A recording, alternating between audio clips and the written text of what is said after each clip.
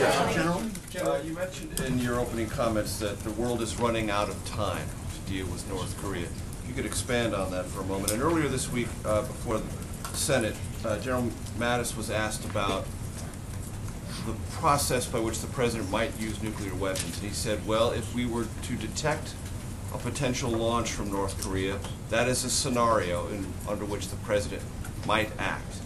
Do you agree with that assessment? Has that been something that has been discussed here within the Situation Room where options presented to the president? Okay. All right, so on the first, on out of time, we're out of time because approaches in the past have not delivered on halting and then reversing North Korea's very dangerous nuclear and missile programs.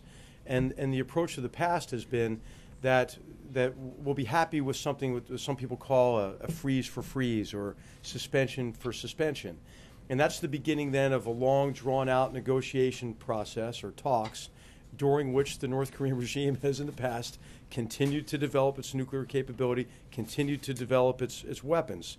Then upon delivery of a weak, not enforceable agreement, the agreed framework, for example, in '94, what that agreement does is it locks in the status quo as the new normal.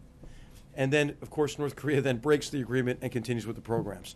So we're out of time to do that because of how these programs have advanced over time.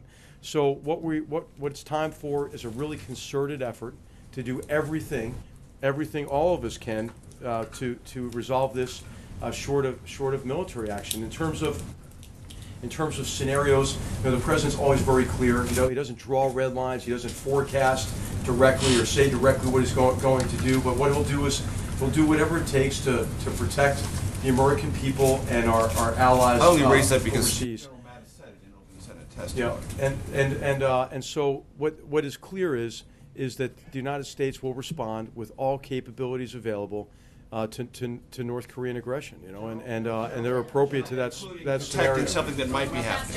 General.